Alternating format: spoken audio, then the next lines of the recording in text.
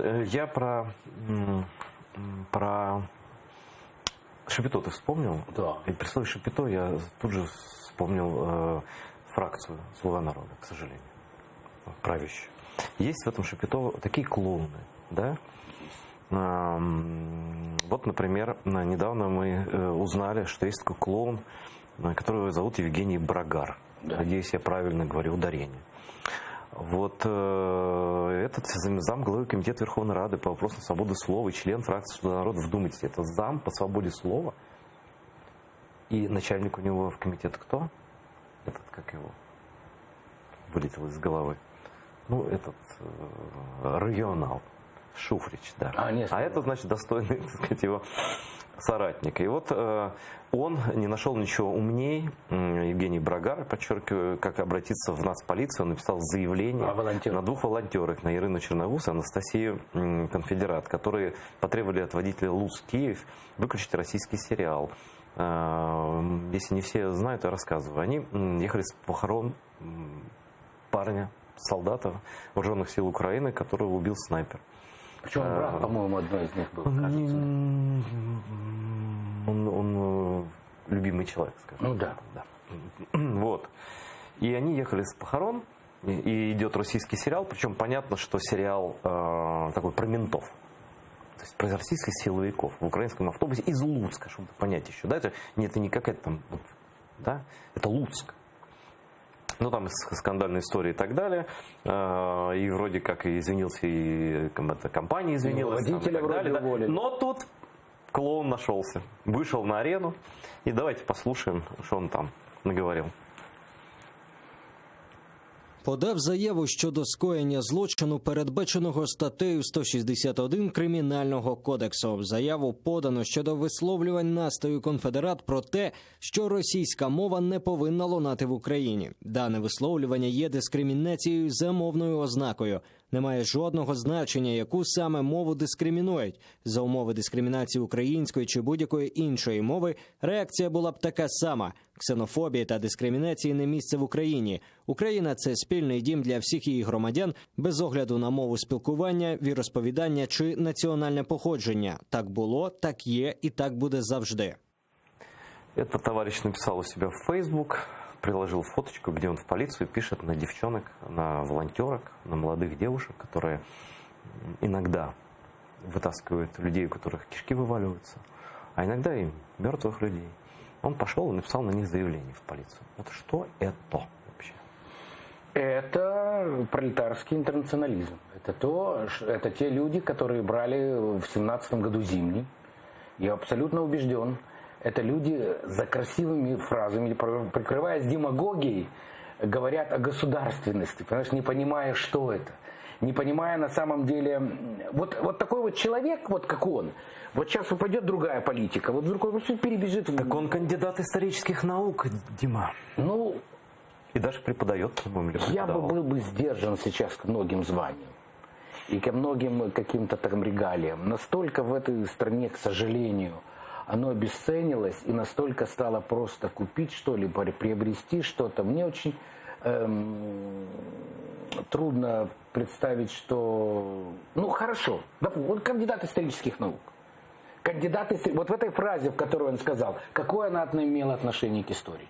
Это набор фраз демагогических выкручиваний. Причем, заметь, они просили выключить российский сериал про ментов. Да. А было сказано, манипуляционно было сказано, и каналы повторили за его фейсбуком телевизионные, российскомовный. Але є велика різниця. Абсолютно. Да. Абсолютно. У нас вот сейчас в Киеве снимается огромное количество сериалов на русском языке. Огромное количество сериалов. Это правда. При всем при том, что сейчас вот за последние годы украинское кино сделало огромный рывок вперед. Об этом тоже поговорим. Огромный рывок вперед. И у меня это вызывает дикий восторг и любовь. И ну просто я не все успеваю посмотреть, но даже если я пошел в кинотеатр и ушел бы, мне не понравился, допустим, я все равно был бы в восторге. Потому что начинается делать, возрождается свое. Да. Свое. Это уже хорошо. Человек защищает право. Вот вообще даже говорить не хочется. Настолько все мерзко, настолько все противно. Но человек не успокоился. Любит человек внимание к себе привлекать. Молодой, видно, не избалован был раньше вниманием, никто о нем не знал, в принципе. Человек получил 76-е, кажется, место в списке правящей партии. Это про кадровую политику и, может быть, даже про закадровую политику. Вот. И человек пошел и объяснил пенсионерке, что она... нужно продать. Да, нужно продать. Давайте посмотрим на это шоу.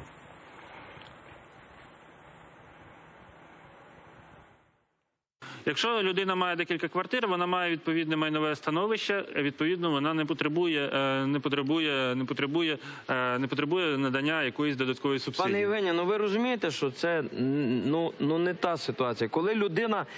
Ми не знаємо, яка ситуація була навіть якщо в дозволювача. неї є ще якесь майно, як пан Олександр сказав, ще собака якийсь там в дворі. Якщо елітні породи в дворі, то вона може його продати. 2000, ми можемо зараз жартувати, як завгодно. Елітні породи. Якщо елітної породи, то що? То може вона його продати в будь-який момент і спокійно собі сплатити. Ясно? Нас зрозуміло. Ні, ну ви поняли вообще суть? Ні, ну це, як вам сказати? Якщо є ми собака маємо елітної цю... породи, вона може її продати і жити собі спокійно далі. Так. Правильно?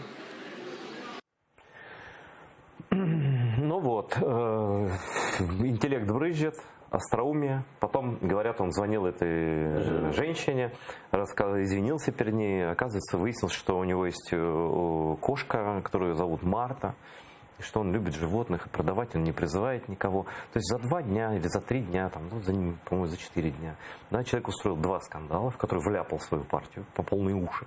Этот еще скандал, значит, устроил он на Медведчуковском канале, где выступил в роли клоуна, потом, значит, извинился, ладно, бог с ним, извинился.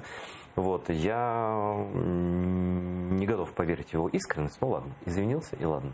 Но вообще, как такие люди попадают на 76-е место в списке правящей партии, как им удается стать замглавы комитета по СМИ, и кто их готовит к этим эфирам? Говорят, 40 человек пресс-службы «Слуги народа» фракции.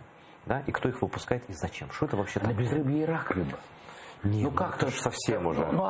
Меня знаешь, что больше всего удивило вот в этой ситуации? Я сегодня прочитал на Фейсбуке комментарий Пети Маги, вот ведущего, который там был. Он, оказывается, представляешь, ладно, ляпнул ерунду, чушь. Люди стали говорить о том, что вот этот звонок – это подстава, что это специально сделали, что ее так научили говорить, что «отдайте нам адрес», «отдайте нам телефон». Людей не возмутило то, что вообще так прозвучала такая чушь. Петя нам сказал, говорит, в результате минус 107 гривен математично. Минус 107 гривен. И человек говорит, вообще ни души, ни совести, ничего. Люди стали исследовать, а вот есть такая женщина, а вот давай найдем. А вот мы ее научили, а такая бабушка. И очень удивились, когда оказалось, что все это правда. Да, я ошибся, и не в лучшую сторону. Оказывается, у этого выглядящего как нарцисс и какой-то хлыщ человека не 76-е, а 68-е, как мне подсказывает редактор, место в списке партии «Слуга народа». Но я с этим не поздравляю ни партию, ни правительство. Вот. А что вот делать? Мне кажется, это вообще ситуация очень хреновая. Вот ты же начал про кадровую политику. Говоришь, что делать Зеленскому с такими персонажами? Ну, с депутатами я не знаю, что делать. Депутаты я не знаю, его же нельзя убрать. Ну как ты уберешь его из депутатов? Там, кроме вот таких вот, ну такие всегда были, понимаешь, всегда вот такие вот были какие-то полуумные, которые, ну, скажем, неразумные люди, которые говорят глупость. Во всех парламентах есть Если был один там такой, ну да потом много. Давай так, его просто никто не знает, звать его никак. 94-го года рождения, по образованию историк, все, что мы о нем знаем, все. Ну, 20 Какие качества позволили ему какой стать доктор народным наук депутатом? в 26, кандидат наук в 26 лет? Не знаю уже. Ну как оно?